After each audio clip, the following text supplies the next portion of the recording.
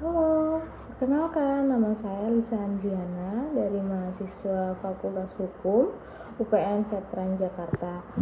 Jadi di sini saya ingin membahas mengenai peran organisasi internasional di bawah PBB. Yang pertama itu ada peran dari WHO sebagai organisasi internasional dalam penanganan COVID-19 di dunia. Yang kedua, peran WTO dalam menangani konflik kelapa sawit antara Indonesia dan Uni Eropa. Yang ketiga, peran ILO dalam pelaksanaan konvensi penghapusan pekerja anak di Indonesia. Jadi, yang pertama, saya akan membahas tentang peran WHO sebagai organisasi internasional dalam penanganan COVID-19. Yang pertama, menangani epidemi global obesitas dan diabetes. Yang kedua, mengurangi kematian di lapangan. Yang ketiga, menghapuskan penyakit yang bisa diatasi oleh vaksin seperti polio. Yang keempat, berusaha mengurangi jumlah kematian ibu dan anak dalam persalinan. Itulah peran WHO sebagai organisasi internasional dalam penanganan COVID-19 di dunia. Dan untuk tantangannya adalah baru-baru ini Presiden Amerika Serikat melontarkan ide untuk menghentikan dana untuk WHO. Dr.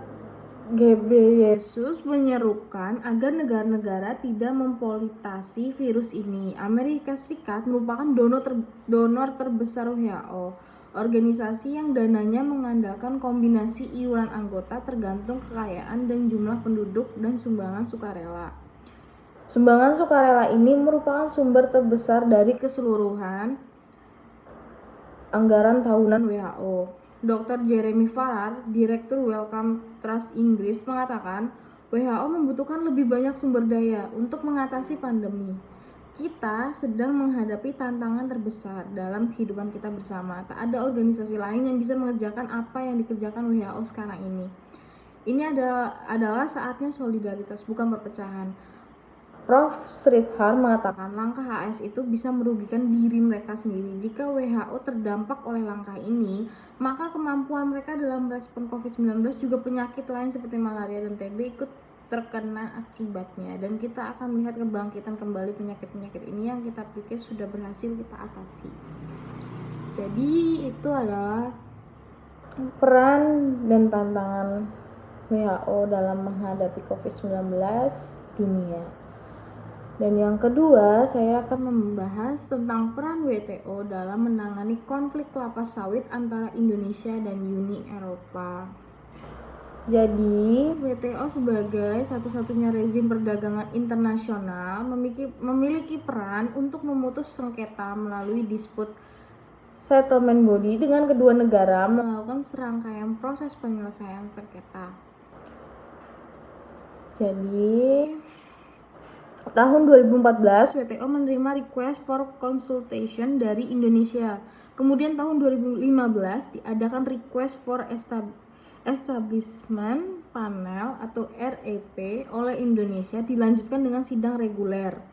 Tahun 2016 diadakan organizational meeting pada tahun 2017. Diterbitkannya issuance of the final report to the parties yang berisi ketentuan bahwa kembali terbukanya akses pasar ekspor biodiesel Indonesia ke Uni Eropa pada 26 Januari 2018. Bentuk kemenangan telak untuk Indonesia atas sengketa biodiesel dengan Uni Eropa tentunya akan membuka lebar akses pasar dan memacu kembali kinerja ekspor biodiesel ke Uni Eropa bagi produsen Indonesia. Hal ini menunjukkan peran penting WTO sebagai organisasi internasional dalam menyelesaikan sengketa perdagangan internasional. Hal tersebut menjelaskan betapa pentingnya adanya suatu sistem penyelesaian konflik di dunia internasional untuk menciptakan perdamaian dunia yang adil dari berbagai sengketa sebagai solusi penyelesaian. Sehingga hal ini membuat pentingnya suatu organisasi memiliki badan dan penyelesaian konflik seperti dispute settlement body, milik WTO untuk menyelesaikan sengketa perdagangan.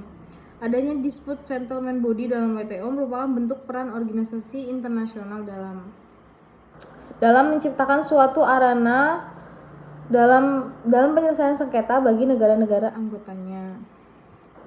Dalam hal ini, Indonesia menemui ketidakkonsisten Uni Eropa dalam menetapkan BMAD kepada produk biodiesel Indonesia. Dari 11 gugatan, Indonesia memenangkan 6 gugatan yang berhasil dibuktikan kepada panel sehingga sengketa ini dimenangkan oleh Indonesia. Indonesia memenangkan ketentuan perjanjian anti-dumping WTO yang dilanggar Uni Eropa untuk biodiesel Indonesia melalui serangkaian proses penyelesaian yang dimulai dari tahun 2014 hingga akhir 2017. Kedua negara telah melakukan prosedur penyelesaian sengketa sesuai dengan ketentuan DSU di WTO, dimulai dari konsultasi hingga penetapan hasil penyelesaian sengketa oleh panel dengan penyampaian hasil investasi dari kedua negara. Ketidakkonsisten Uni Eropa dalam penetapan BMAD telah berhasil dibuktikan oleh pemerintah Indonesia di panel DSB, dan hal ini menunjukkan optimal peran WTO dalam penyelesaian sengketa bagi negara anggotanya. Itulah peran dari WTO dalam menangani konflik antara Indonesia dan Uni Eropa. Selanjutnya, yang ketiga, akan membahas peran ILO dalam pelaksanaan Konvensi Penghapusan Pekerja Anak di Indonesia. Jadi, peran ILO dalam menangani pekerja anak didirikan pada tahun 1919. ILO bertanggung jawab untuk mempromosikan hak-hak di tempat kerja, mendorong kesempatan kerja secara layak, meningkatkan perlindungan sosial, dan menguatkan dialog terkait permasalahan dunia kerja. ILO merupakan satu-satunya badan PBB yang menyatukan perwakilan pemerintah, pengusaha, dan pekerja ke dalam dialog tripartit untuk membuat kebijakan dan program terkait perburuhan dan ketenagakerjaan. Untuk menangani masalah pekerja anak atau ILO membentuk program internasional untuk menghapus pekerja anak atau IPEC pada tahun 1992 dengan tujuan utama menghapus pekerja anak. Langkah ini diupayakan melalui penguatan kapasitas negara untuk menyelesaikan masalah dan mempromosikan gerakan memerangi pekerja anak. IPEC saat ini ada di 88 negara termasuk Indonesia dan merupakan program terbesar di tingkat global. Upaya IPEC untuk menghapuskan pekerja anak merupakan tahap yang penting dari agenda pekerjaan yang layak. Pekerja anak tidak hanya menghentikan anak-anak untuk mendapatkan pendidikan dan keterampilan yang dibutuhkan untuk masa depan yang lebih baik, tetapi juga melanggengkan kemiskinan dan berdampak pada ekonomi nasional melalui kekalahan dalam daya saing, produktivitas, dan potensi pendapatan. Penarikan pekerja anak melalui pendidikan dan membantu keluarga mereka dengan pelatihan dan kesempatan kerja dapat memberikan kontribusi secara langsung untuk menciptakan pekerjaan yang layak bagi orang dewasa. ILO telah bekerja sama secara erat dengan pemerintah Indonesia, Asosiasi Pengusaha Indonesia atau APindo, dan Serikat Pekerja untuk menangani berbagai isu yang kompleks terkait pekerja anak di Indonesia selama 20 tahun terakhir.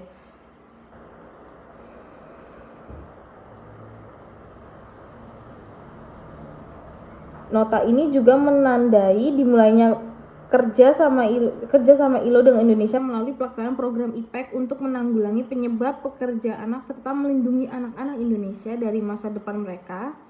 Kerjasama ILO antara pemerintah Indonesia ini kemudian diperkuat lagi tahun 1993 ketika deklarasi tentang penghapusan pekerja anak di Indonesia ditandatangani oleh seluruh pemangku kepentingan pada konferensi nasional pertama tentang pekerja anak yang menghimbau pemerintah untuk mempromosikan penegak hukum, meningkatkan program pendidikan, dan melanjutkan penelitian tentang perburuan anak. Deklarasi ini berdampak signifikan selama 2 dasawarsa terakhir. Hal ini dapat dilihat dari banyaknya inisiatif tentang pengembangan kebijakan, kapasitas, dan pembangunan lembaga, dialog sosial, dan intervensi langsung dalam berbagai bidang seperti pendidikan, advokasi, dan kampanye, dan perbaikan kondisi kerja. Jadi itulah peran ILO dalam pelaksanaan Konvensi Penghapusan Pekerja Anak di Indonesia. Berikut peran organisasi internasional di bawah PBB yang sangat penting di dunia.